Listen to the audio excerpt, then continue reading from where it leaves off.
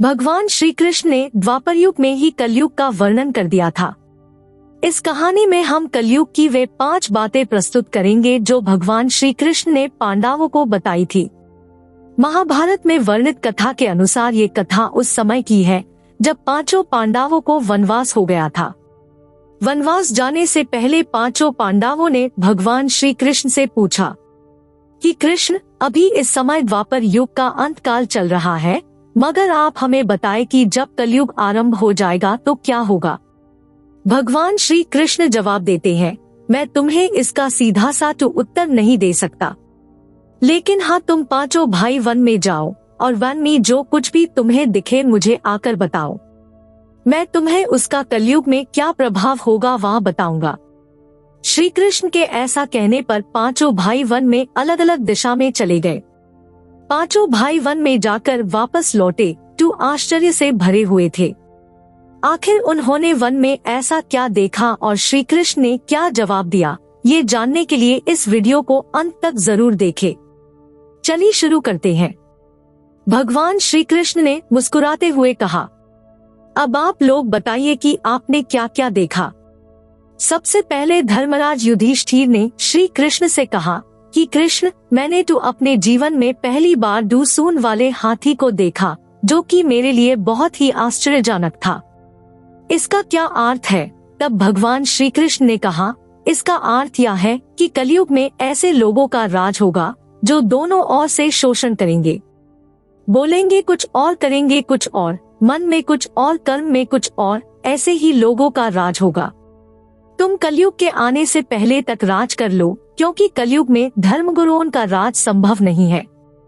युधिष्ठिर के बाद भीम ने श्री कृष्ण से कहा कि वासुदेव, मैंने एक गाय को देखा जो अपने बच्चे को इतना चाट रही थी कि वह बच्चा लहूलुहान हो गया। इस प्रश्न का उत्तर देते हुए श्री कृष्ण ने कहा, कलयुग का मनुष्य अपने बच्चों को आवश्यकता से अधिक लाड प्यार करेगा। उनकी अपने संतानों के प्रति माया और ममता इतनी बढ़ जाएगी कि उनकी संतानों को अपने विकास का अवसर ही नहीं मिलेगा। कलयुग में माता पिता अपनी संतानों को परिवार की मोहमाया में बांध कर रखेंगे, जिसके कारण उनका घर बर्बाद हो जाएगा। अगर किसी का बेटा घर छोड़कर साधु बनेगा तो हजारों लोग दर्शन करना चाहेंगे, मगर यदि अपने बेटे ने साधु बनना चाहा तो घर पर माँ बाप रोएंगे कि मेरे बेटे को क्या हो गया है। मगर वास्तव में लड़के तुम्हारे नहीं है, वह तो आपकी बहुओं की अमानत है और आपके लड़कियां जमाइयों की अमानत है, और यह तुम्हारा शरीर मृत्यु की अमानत है और तुम्हारी आत्मा भी परमात्मा की अमानत है। इसलिए तुम्हारा अपने शाश्वत संबंध को जानना अत्यंत आवश्यक है। भीम के बाद अर्जुन श्री कृष्ण से कहते हैं कि योगेश्वर, मैंने जो देखा वे तो इसे भी कहीं अधिक आश्चर्यजनक था। मैंने देखा कि एक पक्षी के पंखों पर वेद की रचनाएं लिखी हुई थी और वह पक्षी एक मुर्दे का मांस खा रहा था। श्री कृष्ण ने मुस्कुराते हुए कहा, अर्जुन, कलयुग में ऐसे लोग रहेंगे जो खुद को बड़ा ज्ञानी बताएंगे और बड़े ज्ञानी कहलाएंगे। वे बड़े पंडित और विद्वान कहलाएंगे, किंतु भीतर से यह सोचते रहेंगे कि कौन सा मनुष्य कब मारे और कब उनकी सारी संपत्ति हमारे नाम हो जाए। हर जाति धर्म के प्रमुख पदों पर बैठे यही सोचेंगे कि कब किस व्यक्ति का श्राद्ध हो और कौन कब किस पद से हट जाए, या कैसे इसे इस पद से हटाया जाए और हम उस पर चढ़ जाए। चाहे कितने भी बड़े लोग होंगे, किंतु उनकी दृष्टि दूसरे के धन और पद के ऊपर यानी मांस के ऊपर ही रहेगी।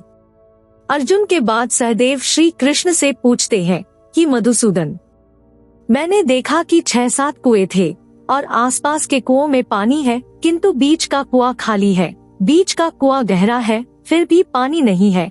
ऐसा कैसे हो सकता है और इसका क्या अर्थ है?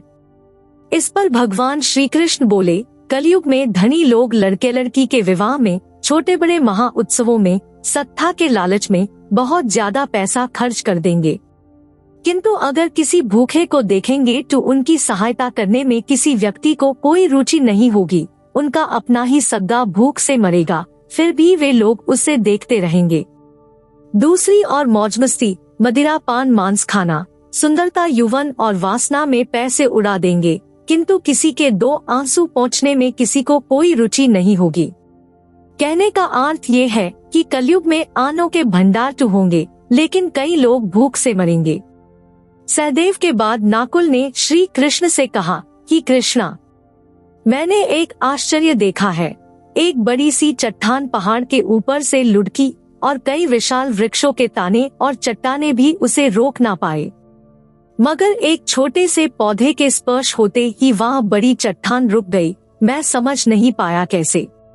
इसका अर्थ बताते हुए भगवान श्री कृष्ण ने कहा, नकुल, कलयुग में मानव जाति का मन इसी तरह नीचे गिरेगा। कलयुग में मनुष्य की बुद्धि क्षीण हो जाएगी और उसका जीवन पतन हो जाएगा। उस पतन को धन और बड़े बड़े सत्ता रूपी वृक्ष रोकने में असक्षम होंगे, मगर हरि नाम के एक छोटे से पौधे से, हरि के कीर्तन से मानव जीवन रूपी चट्टान का पतन होना रुक जाएगा। अतः कलयुग में हरि नाम ही मोक्ष और मुक्ति का एकमात्र मार्ग होगा। तो मित्रों, ये थी कलयुग की वो 5 बातें जो भगवान श्री कृष्ण ने पांडवों को बताई थी। यदि हम ध्यान से देखें तो हम पाएंगे कि कलयुग के प्रभाव से ये सभी अवगुण हमारे अंदर हैं, लेकिन इस कहानी से कुछ सीख लेकर हम अपने जीवन में कुछ बदलाव ला सकते हैं, ताकि हमारे जीवन में कलयुग का नहीं बल्कि परमात्मा का प्रभाव हो। जय श्री कृष्णा। अगर आपको ये वीडियो पसंद आया है तो प्लीज इस वीडियो को लाइक और शेयर करें और हमारे चैनल को सब्सक्राइब करें। नमस्ते।